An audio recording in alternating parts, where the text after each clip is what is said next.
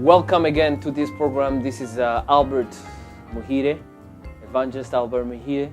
I am a lover of Jesus Christ, and I hope also you do. Now, I'm just here welcoming you again to the program, which is the truth you don't want to hear. And today, I'm not by myself. I am with a servant of God. So I just want to welcome her. It's Arlene, known as Ukuri Nkunda on Facebook. So maybe you may not know, she's my sister, not only sister in Christ, but blood and flesh. So she's actually my older sister, 1 year old of difference, in a couple months. So we are all serving the Lord in the family. So it runs in the family. So I just want to, give her time she can introduce herself, and then I'll be asking a few questions related to the reason why I invited her, and then so welcome. And sorry to laugh because this is my brother. So as you said, I'm Arlene. That's my real name. I am known as Ukuri Nkunda on Facebook. I'm a mother, married with one husband, and have 3 kids, and 4th to come. So I'm really happy to be here today. Amen. And may God be glorified. Amen. Yeah. So I thank the Lord for you being here. As I mentioned to the other people who are watching, I'll be inviting more, guests with me, and you are actually the first one. So I praise the Lord for that. So just want to talk a little bit about your conversion. Yeah. If you can share in a couple minutes how you got converted, and maybe also how you came up to backslide. Mm-hmm. Okay, first of all, it's a long story, but I'll try to... Yeah, very short. Very short. I came to know God through different circumstances. But I remember the first time really I heard God, it's when you got saved at 12 years old at home. And you used to be very radical, like you used to do stuff. That was really, really... Yeah. At 12 years old, to be honest, I really think that was the Holy Spirit. I still believe it was the Holy Spirit. So Yes. You changed, and you used to never lie. That's something first I realized. Like every time we would do something wrong, you would say, I'm going to tell Papa. Like I'm not going to lie about it. So that's the first encounter of God, seeing God. And there was another uncle. I think you know him, the brother of Papa. He used to come at home, Eugene, Pastor Eugene. That man really, when he always come home, he will always pray very loud before he drinks or before he takes meal. I always saw him as a man of God, very serious. Sometimes people think we don't watch, but we really watch. Like he had an impact of my life in a secret way. And so how I got to know God, for me, I can say it's really circumstances, because you will be there, always preaching, always talking about God. But I was never interested like in a deep way, but I would see. And I remember when you came to Canada, because we came to Canada before you.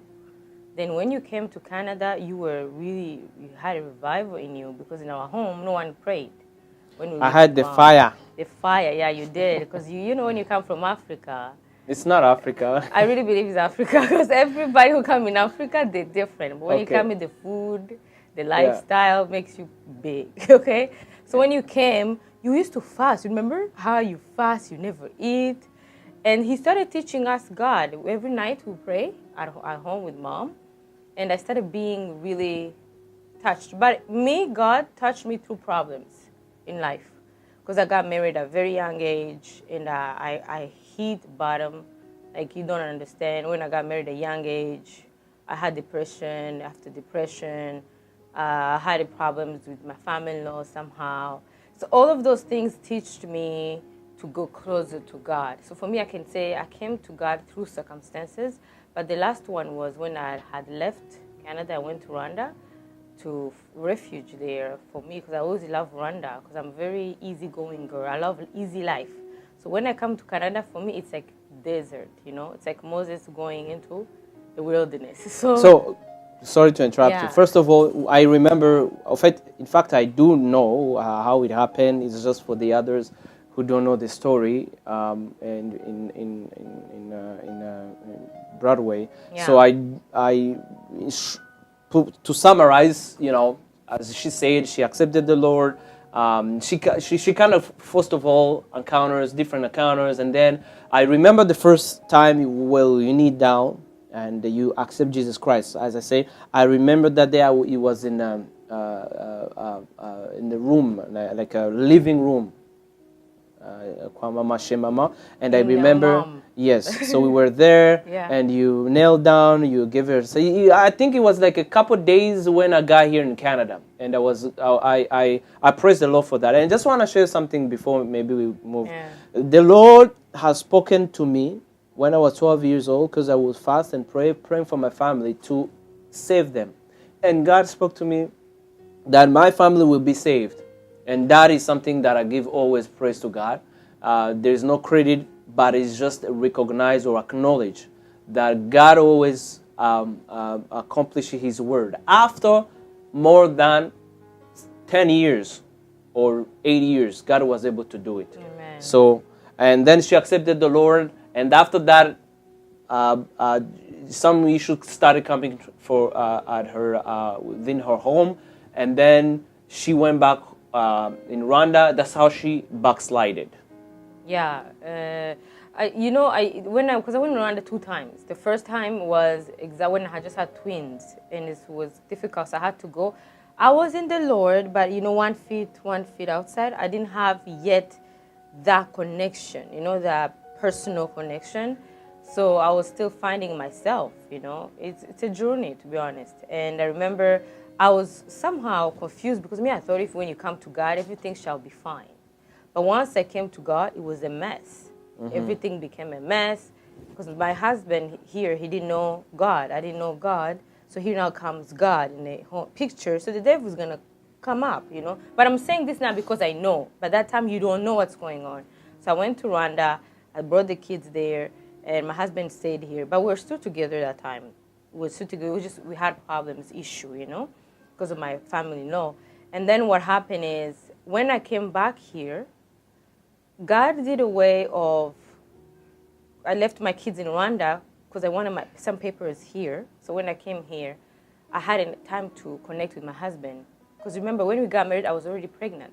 So we never had that time of honeymoon and grow. And when we connect, I really believe, I remember I went to church. There was Pastor Mukwiz at that time. I went to that church and I started again going. So you see, I was one side outside of the church. But God, that seed, exactly, the seed that God planted when I prayed at home with you at Mom's place, that was really still working. It's progress, right? It's progress. So I remember now where God showed me that I was really stupid, actually. I'm sorry to say the word, but to show you that we are a fool. It's biblical. Yeah, I think you're a fool is, I always been a woman who knows how, if I want something, I know how to get it. So God had to break that pride in me, in a way. So I remember now I wanted to bring the kids back from Canada, from Rwanda. Their passports were expired. So my dad had to give the passport to my friend.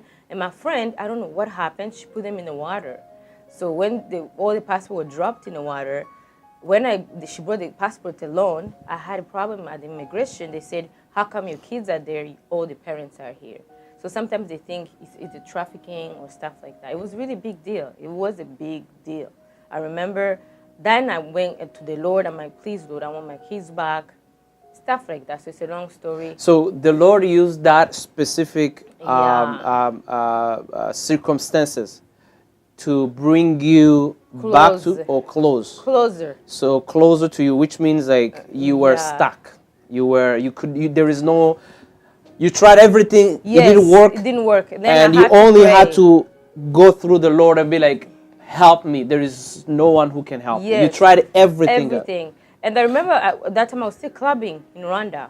the stuff I had done in Rwanda. You know, when you club, you have somehow a kind of single life.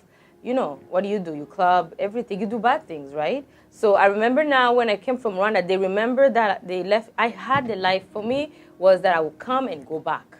I didn't plan to stay, but I stayed. And I remember God told me, then bring your kids back. I want you to go back to your family. So I came, again, the passport issue. I remember I was talking to this woman from immigration. She took care of me, I remember. But I was still talking about God, but yet I thought I still had a part to play in it. Now how God played me completely was the passports were there. We sent them to Rwanda. My mom was supposed to come with my sister back. They had my kids at the airport. Listen, I was missing my kids for 3 months. It was really, really hard for me. And at the airport, I was in Montreal that day. I remember there was a conference happening in Ottawa. Imagine they invited me. I didn't want to go to the conference. I chose to go to have fun in Montreal. My sisters didn't know, and have fun with my husband in the clubs. And you see, I was still, yeah. So what happened is now we got a phone call. My dad phoned. I was excited my kids are coming back. He's like, they're not coming back. I remember my life. I felt they were shut it down. I remember what happened. Everything was in order. That's what I said. He's like, at the airport, they stopped them saying that they're Canadians. They need visa because of Rwandese. But my dad said their parents are Rwandese. They don't need to have the visa. So long story short, where I can say, I drove from Montreal with pain, confusion, feeling lost. I remember my husband. My husband had spent almost a year and a half, didn't see them. You have to remember now how he felt. Arriving at home, I remember I was in the room. I heard a voice saying, either you follow me or you die. This is my way of telling you it's time to give me your life. I'm in control. I remember I heard it so clearly. And when I took my husband, I sat down. I'm like, this is God. He looked at me that I'm crazy. I'm like, this is God. This is God who just told me he's always ahead of me. I need to follow him. And that time, guess what I did? I just took a dress. I told him I'm going to the conference. Without thinking, he thought I was crazy, but he followed me. We went to the church. Arriving at the church, the man of God said, there's a woman here who just received the bad news. You were waiting for your kids, but you did not receive them. It's God who did that. He wants you to give completely back your life to God, without a doubt. I remember I was shaking my bed in my chair. I went down crying, and I really believe that was the day my life changed. When I mean change, it became a more mess too. Okay, that's how I remember I had an account. Amen. God is great. So I just want to encourage you through this testimony. I think it's just one part. There's a lot of other parts we'll be sharing. But I just want to encourage you, if you're going through tough, if you feel like something is stopped or you don't see a light or breakthrough, God is able. God who was able to use different circumstances to bring back the person who was away, God also can use and allow things to happen to you to just touch your heart. Because God, what is important to him, it is not to give you money. It is not to give you a job. It is not to give you a car. No, God is interested more into your heart. God is interested to have a closer relationship with you. So be blessed, and I believe next time we will be able to share others, the second part, if I would say, of the testimony. So share with others, and I hope you are being blessed. God bless you.